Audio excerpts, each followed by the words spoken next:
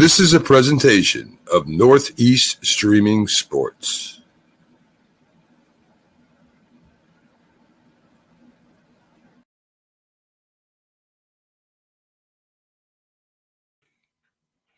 And happy Saturday morning to all those Yankee fans out there, all the readers of Start Spreading the News, and all our viewers on the Northeast Streaming Sports Network. Welcome to my Yankee Show. Let's make today a great day. How do you make your day great? Well, you look for the good. And of course, as we say every single week, if you can't find the good, go out and make good. Do something nice for someone else. Think beyond yourself. Help make other people's lives better. Help make your community better. Help make your town better, your neighborhood, or even think bigger. Go do something nice. The Yankees are doing something nice. I'm recording this on Friday evening, and the Yankees are winning. That will be their second win in 3 games. A hot streak for a team that's really played terrible baseball for a good long time. And we'll talk about that as we do every week. As you can see, I'm back home. No Orioles hat. That's my beach hat. It's my Baltimore Marathon hat. After I run the New York City Marathon this year, I plan to get a New York City Marathon hat, take a Yankee hat, and have it embroidered with the words New York City Marathon around the interlocking NY. And then on the side, I'll put, I'm thinking I'll put each of the years that I've run the New York City Marathon. This will be my 10th. So fun stuff like that. But the Yankees are about to win, hopefully, their second game out of their last 3. Does that mean they're turning the corner? I don't believe so. Giancarlo Stanton, though, is really starting to hit the ball well. He had a whole bunch of hits the other night. Last night, tonight when I'm recording this, you're watching this on a Saturday, but he just had a big double, drove home a couple of runs. You know, there's a part of me that wants the Yankees to continue to do poorly because I love them, of course.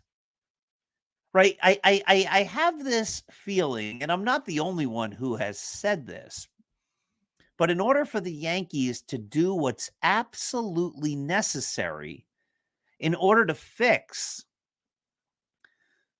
the systematic problems with the franchise, including personnel, approach, and so much more, that it almost has to explode. The whole thing has to become not just a terrible season, but an absolute dumpster fire train wreck or whatever.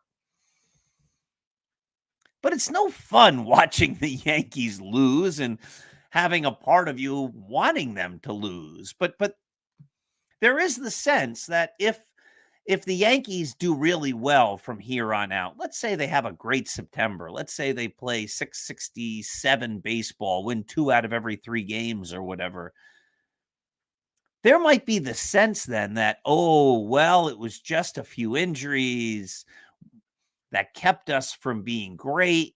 We're back on the right track. We pick up where we left off next year, and we're going to be fine. If that's what happens, I think the Yankees will be in big trouble. So there's a part of me that, because I love the Yankees so much, that I almost want them to keep losing, because that might show absolutely and positively that this is a train wreck and a disaster, and it's been a horrible year, and it's been a horrible, really, couple of years. The first couple months of last season really obscured the fact that the Yankees were terrible. They were great for a 3-month period, but then they were terrible. It was a disaster last year. But people say, well, they had 99 wins. They're pretty good. That wasn't a bad year, right? Like if you got 99 wins by doing it consistently over the course of a season, then it's an impressive year. But basically, last year felt like the Yankees won 99 games by the All-Star break and never won another game. I exaggerate, and it's hyperbole there, but you get the main point.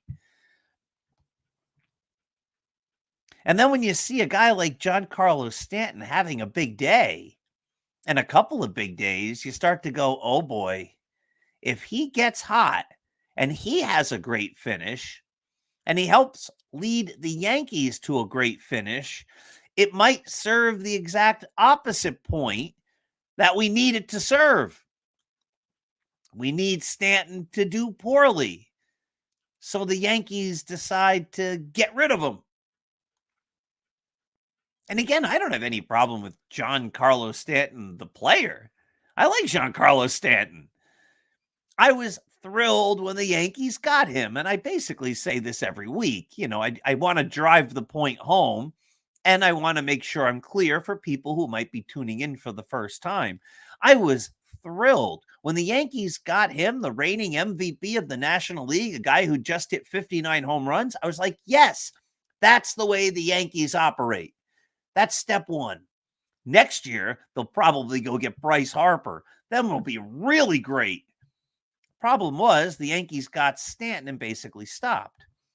But he hasn't been a great Yankee, especially these last few years. And if he has a really great ending,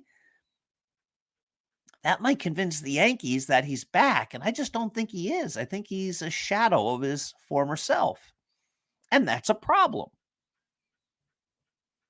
But then I thought, there are a lot of optimists out there. And when it comes to most of life, I am an optimist. When it comes to the Yankees, it seems I'm a pessimist. But maybe the greatest thing that can happen for the Yankees would be for Stanton to have a great final 5 or 6 weeks, because that might just make him tradable.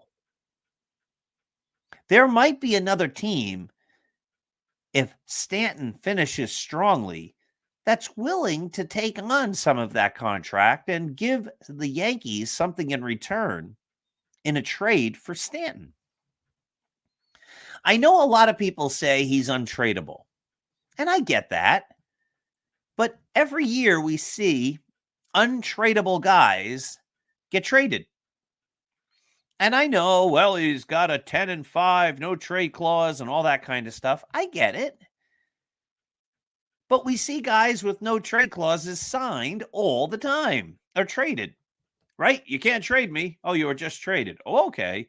It's really just a negotiation thing. So if he gets hot, there just might be the chance that the Yankees will be able to trade him. And again, nothing personal against Giancarlo Stanton, the human being, but Giancarlo Stanton, the baseball player, isn't part of the solution for the Yankees going forward. Going forward, he's part of the problem. And he needs to not be on the team in 2024. The Yankees are at a crossroad. I don't think they're going to compete in 2024 unless they make radical changes.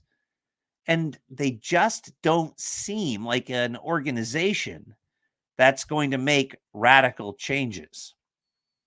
They might polish on the edges. They might get rid of the manager. But a lot of the other systemic problems with the Yankees, I think, will still be in place. Number one, Stanton is basically nothing more than a DH. You really can't have him in the field.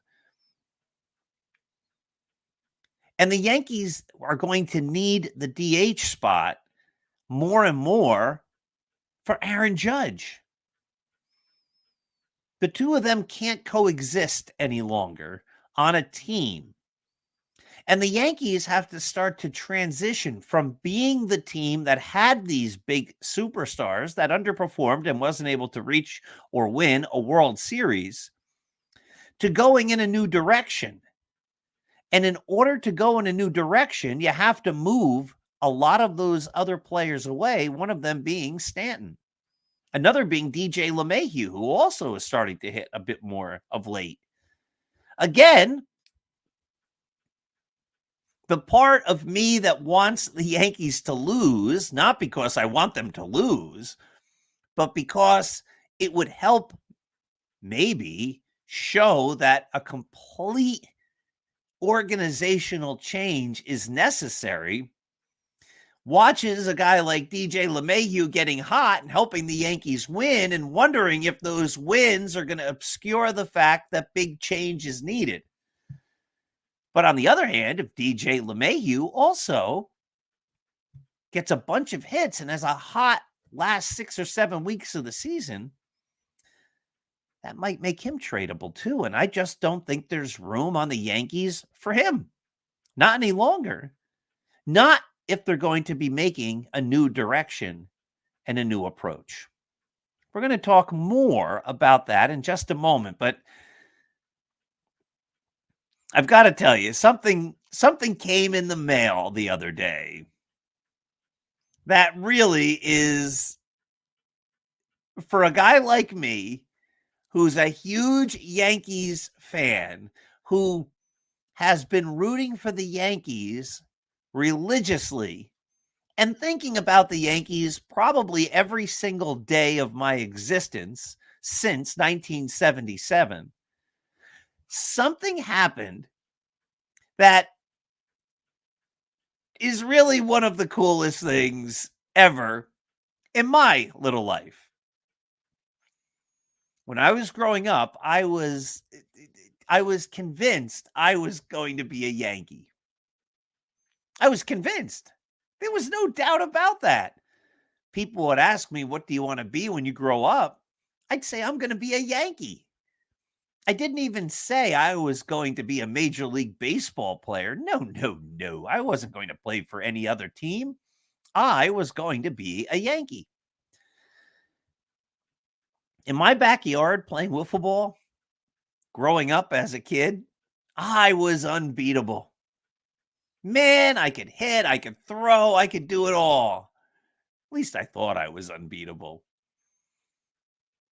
But playing real baseball, I was real beatable. And when I started to play high school ball, I started to realize that, being a major leaguer wasn't in my future. I was not going to make it to the big leagues. You see, you have to have talent in order to make the major leagues. And unfortunately, outside of some wiffle ball games in my backyard, I didn't really have any talent for baseball. And I didn't make it. So my dreams of playing for the Yankees, of being a Yankee, of reaching the Hall of Fame as a Yankee, really went away decades and decades and decades ago. So it looked as though that I would never, ever be able to grace the cover of Yankees magazine, or no one would ever mention my name in Yankees magazine. A Yankee publication mentioning my name? It would never happen. I was resigned to that fact. But in this issue of Yankees magazine, I don't see the date here, but it's volume 44-6. In this issue of Yankees magazine, there's an article on the great Roy White. Roy's Recollections, or Roy's Reflections, it's called. And in the article,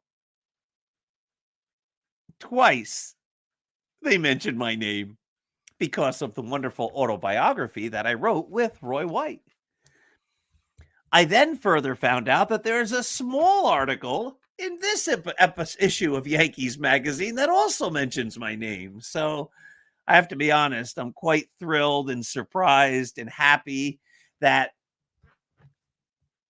well, that my name is in a New York Yankees publication. I'll never play for the Yankees. Well, if they ever want a 55-year-old pitcher, I'd be happy to pitch for them.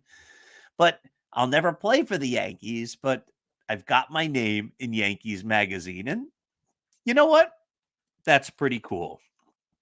So I think the Yankees, back to the negative talk, I think the Yankees are heading for some dark days. I think we've seen that quite clearly. If you look at the roster heading into next year, I don't see a lot of reason for optimism. One thing that came out, and EJ and I talked about it on the Start Spreading the News podcast, and EJ's talked about it on the Bronx Beat podcast, and lots of us have written about it on Start Spreading the News. A lot of words have come out, a lot of facts have come out, or speculation, but it's pretty well confirmed that the Yankees' approach to hitting has really all been about exit velocity. In other words, swing and hit the ball as hard as you can. And we've seen that, and we see it in the players they've called up. We've seen it all year in Anthony Volpe, swinging from the heels all the time. He's never figured out a two-strike approach. And I believe that after this season, the Yankees might look at the organization, look at some of those philosophies. Of course, they already fired the hitting coach that espoused all this, but these are organizational ideas that change or will change over time. So we see the Yankees, at least on the periphery, starting to look at some things like that. And maybe they're going to try to teach a better approach to hitting, that everything isn't all about exit velocity. There is something about taking an outside pitch to the opposite field and lining a single. A soft single going the opposite way is much more valuable than a hard line out to shortstop. Before the season, I kept saying, I'll bet you Giancarlo Stanton has one of the highest exit velocities on the balls he actually hits, but I bet you he has a terrible season overall because I just don't see him hitting the ball a lot. And we're basically seeing that. So even if the Yankees start to think about a new philosophy for hitting, Pereira, Cabrera, Peraza, Volpe, Austin Wells, whoever else comes up, they've been taught a certain way to hit throughout the organization. You can't change that overnight, and you can't change that just in spring training, especially. And this is the piece that I think a lot of people don't think about, especially because those players have had their minor league success and they made it all the way to the major leagues using that approach. Now, that approach hasn't necessarily translated to the major leagues. They haven't been great with that approach in the major leagues. But if that's the approach that got you there, it's going to be hard to change that approach, even if it's not working, because that's what brought you your success, and that's what got you to the greatest baseball stage in the world, Yankee Stadium in the major leagues. Habits are formed over time, and breaking habits and establishing new habits also takes a long time. So while the Yankees have a lot of possibly young players who could be impactful next year, the impact they have might not be what everyone hopes for because they've been taught a hitting approach that basically has proven doesn't really work effectively to become impactful major league players, hitters. So it's going to take a long time for the Yankees to unlearn that. So the young kids might not be all that great next year. That's part of being a young kid. That's part of your development. It's one reason, and we have to be patient. And that's one reason I said that Anthony Volpe should never bat anything but ninth this year. And why I was so upset when the Yankees started batting him leadoff within his first few weeks of being a major leaguer. No, you're moving much too quickly. Let the man acclimate to the major leagues. Let him have a solid first season, and then you can start putting more pressure on him. But the Yankees rushed him right into it, and that was a bad thing. And he struggled for most of this year. He came into tonight's game still only hitting .215. So let's say he changes his approach for next year, and it gets him 15 points on his batting average, which in a sense would be remarkable. Then you still have a shortstop who's hitting only .230. This is what I'm saying. It's going to take time. Next year just doesn't look great.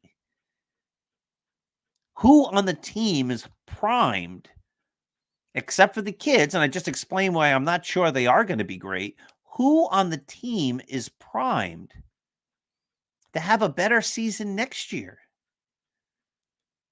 You might say guys like Stanton and LeMahieu, they had down years. Rizzo's been out for half a year now because, or at least a bunch of weeks at this point, but maybe the rest of the year. No one knows when he's coming back because of the concussion.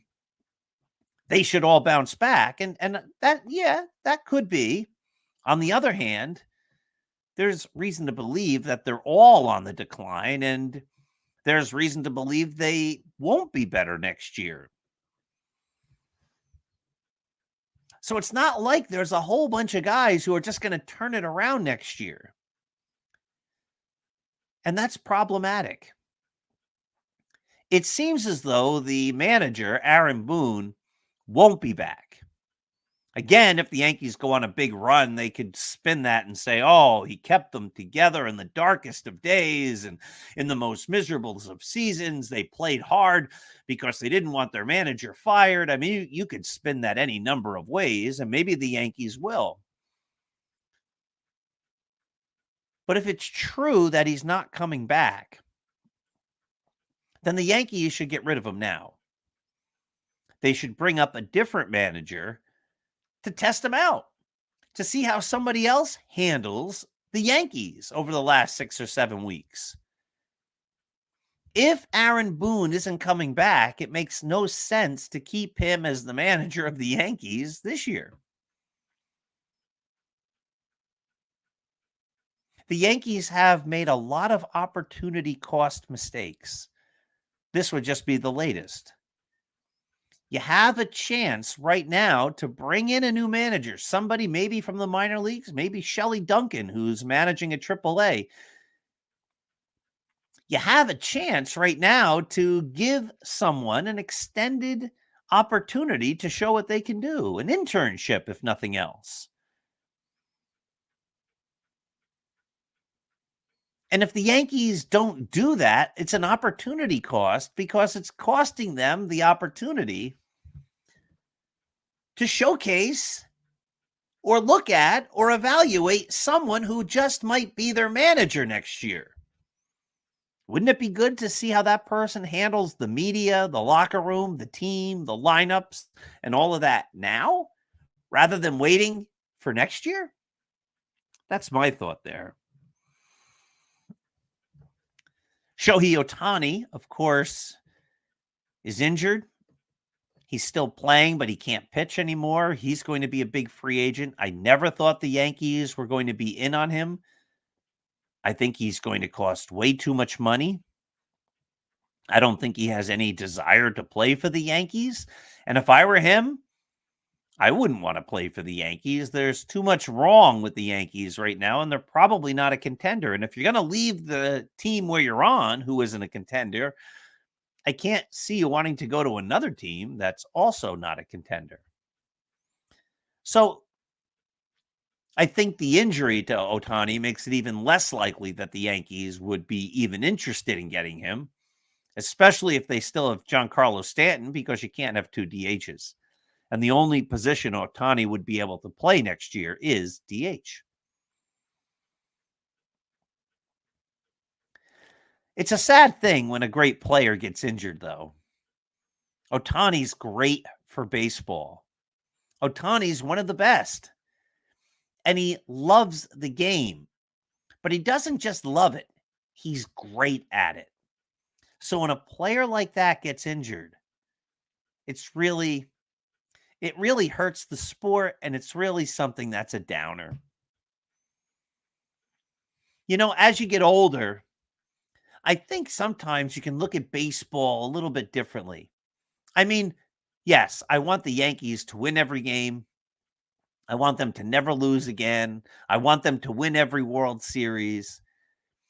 And, you know, growing up, when you saw the great players on the other teams and they were playing the Yankees, you root against them because they're so good that you don't want them to keep beating the Yankees. And I can think of tons of players who were great, who I probably didn't appreciate because I had to root against them because I didn't want them to beat the Yankees. You know, my earliest days, guys like George Brett and Yaz and Jim Rice. And if you think about into the 90s, guys like Ken Griffey Jr. Oh, boy, was Griffey Jr., Edgar Martinez. These guys were just unbelievable, and they would crush the Yankees. So you had to root against them. I couldn't appreciate them. But man, a guy like Shohei Ohtani, you appreciate. And it's sad when a guy that great gets injured. So it'll be an interesting couple of weeks. An interesting couple of weeks because it's really these weeks are going to determine the direction the Yankees go. I firmly believe it's time for the entire decision-making group to go.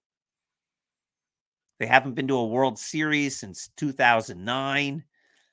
They're coming off what this year has been a disaster. The second half, if nothing else, last year was a disaster. Brian Cashman's made a ton of bad moves. The Yankees misdiagnosed injuries. They did a terrible job with Anthony Rizzo and his concussion. We talked a little bit about their approach in the minor leagues, which is totally misguided. They play poor fundamental baseball. The roster has been made against all sorts of logic, something I've been saying for years. You can't have a Yankee team without left-handed power and great, strong left-handed starting as well. And because of that, you know, you had your chance. The people who are the decision makers, including Aaron Boone and Brian Cashman, you had your chance to make it work, and you didn't. And so it's time to get a new voice. It's time to look a new direction. And again, that doesn't mean the body of Brian Cashman's work wasn't terrific. It was. But he took the Yankees on a new direction and on a new path. And that path didn't work. And I don't believe it's simple to just go away from what you believe is the right approach, which proved to not be. And for that reason, it's time to get a different perspective in. And maybe that different perspective can help the Yankees start to turn it around. Who knows? It's baseball. It's fun. Yeah, we get down on the Yankees when they lose because it's personal. When you love a team like I love the Yankees, you want to see them win. Hey, if you haven't gotten the Roy White book, From Compton to the Bronx, go out and get it. If you haven't read my novel, Scattering the Ashes, oh, you are missing a wonderful book. Go get it. The Least Among Them also, my book about the 29 Yankees who played for just one game, and then lots of other great Yankee stories. If you haven't read that yet, you probably want to. Not even probably, you do want to. You might not know it yet, but you want to. Thanks for watching. Have a great day. And I'll see you again in like 30 minutes on the Mac and Jack Saturday Debate Show if you're watching this in real time.